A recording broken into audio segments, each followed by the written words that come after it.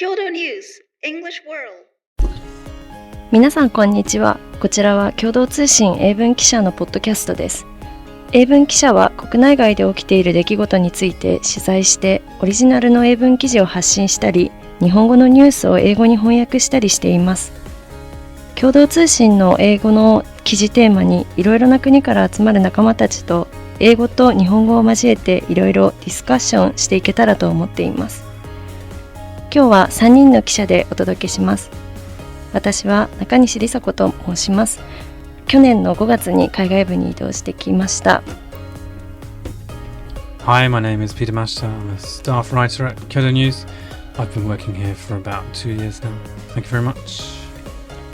Hi there everyone, my name is Eduardo Martinez. I'm originally from Brisbane, Australia, and I've been here for just over 3 years. Nice to meet you all. それでは今日の英語の記事の紹介です。ピーターさん、最初の3パラグラフをお願いします。Sure. So the headline is Record number of Japan ramen eateries went bankrupt in 2024. A record number of ramen noodle eatery operators in Japan went out of business in 2024, according to a research firm, as the food's reputation for affordability limits room to raise prices amid soaring ingredient and utility costs. Also hit by climbing personnel expenses due to labour shortages, insolvencies among ramen business operators resulting in liabilities of at least 10 million yen in 2024 jumped over 30% to 72, up from 53 in 2023, Teikoku Data Bank Limited said. Japanese ramen soup noodles typically combine meat and vegetable toppings with broth. Despite rising costs, the average price of a bowl of ramen is still under 700 yen, according to Teikoku Data Bank. A popular lunchtime staple, or late-night guilty pleasure, ramen has also found fans overseas. ありがとうございます。今日の記事は、2024年に倒産した国内のラーメン店の数が、原材料や光熱費の高騰の影響を受けて過去最高を更新したというニュースです。はい、じゃあピーターさん、実際に取材してみてどのように感じましたかSo I did some interviews around this story because I was interested in seeing what it's like for ramen restaurants on the ground. So I spoke to a few owners and fans of ramen and stuff like that. And I think the strongest impression that I came away with is how hard the ramen business is. I think, well, you could extend that to the hospitality industry in general in any country. But I think in Japan, there is a pretty strong emphasis on keeping costs low whilst also offering the highest level of service. So one of the businesses that I spoke to, the restaurant manager who appears in this story, Takatoyo Sato-san, he told me he works 17 hours a day, 6 days a week. So he gets there in the morning, he makes the noodles himself, and they offer various types of noodles, not just ramen, soba and stuff like that as well. And he's there. Like the handmade noodles? Yeah. Okay. Yeah. Wow. Yeah. And he's there all day. And they really struggle to hire people. The article mentions that it's very difficult to retain staff and also to pay for people. But it's very hard just to hire people at the moment because these are such difficult businesses to work in. There's so much labor going into them, right? Start to finish, all the way to the bowl that appears in front of the customer's plate, right? Yes. Yeah. So he told me that actually they're struggling to hire any Japanese staff. So most of the people they hire tend to be foreigners. It's quite common when it comes to central Tokyo service jobs, but they mainly end up hiring Vietnamese staff. He told me that wasn't by design. That's just a consequence of the economic conditions of today.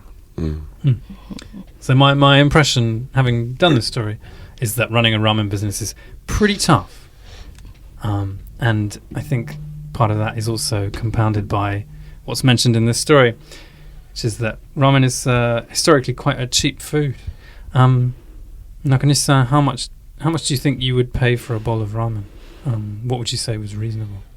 そうですね。やっぱり1000円って聞くとなんか高いなって正直思ってしまって、まあ、800円、900円がこう、まあちょうどいいなっていうふうに感じますね。And what do you think?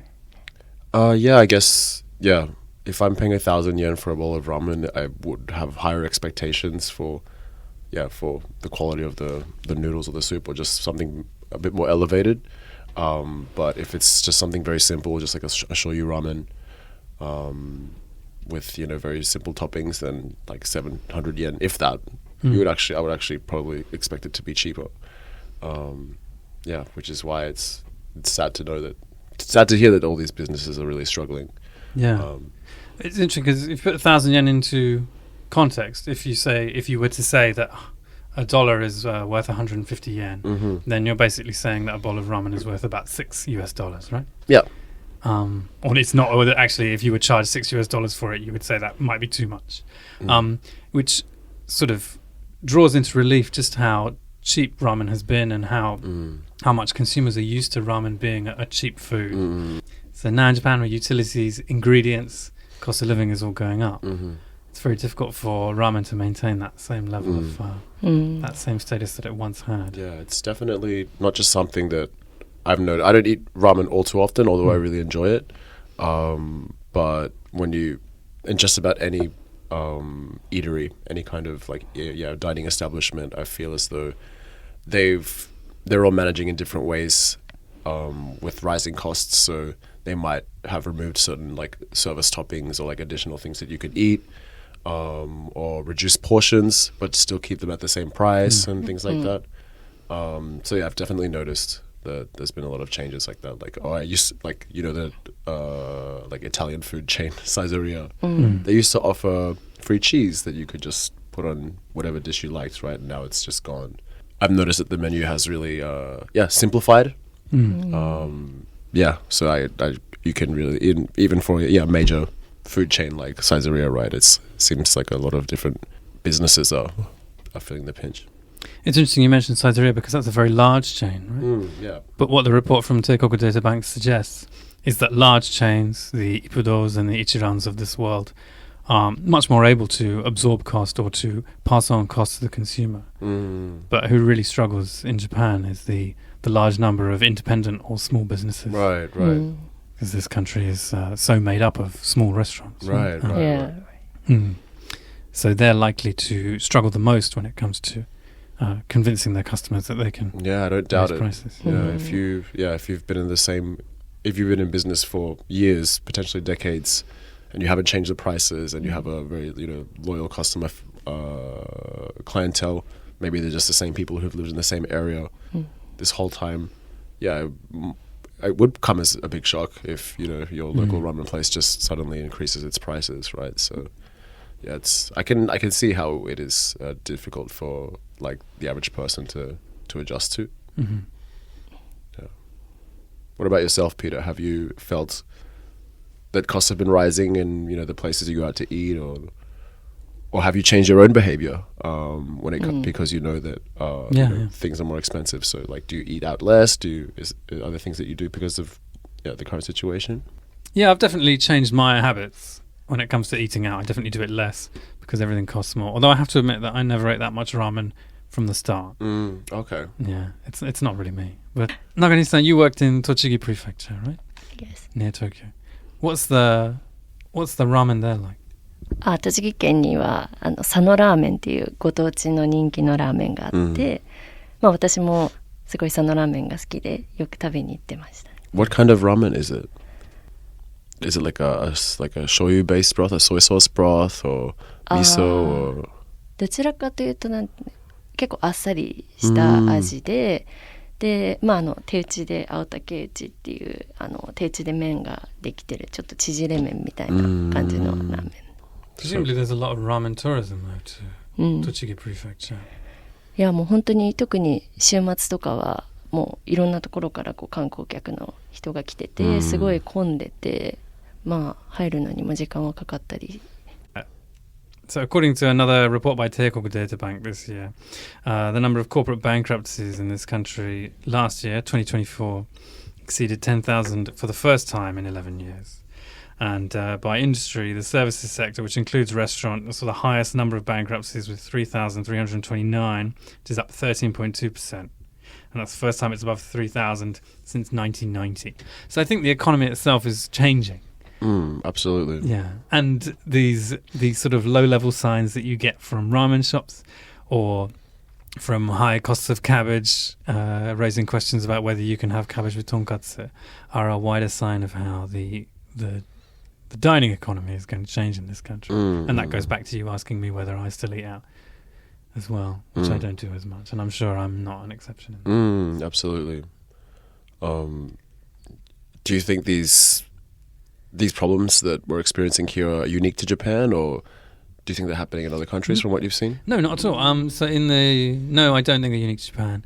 When you look at my native country, the UK, there's been a decimation of mid-level dining restaurants because they are too expensive for families to easily go to, but they're also not good enough to justify the prices.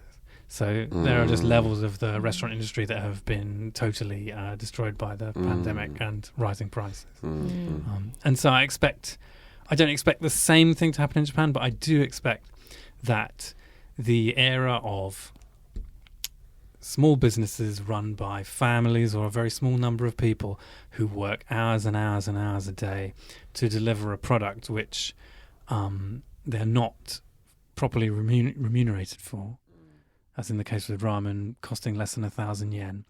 I think that age is coming to an end.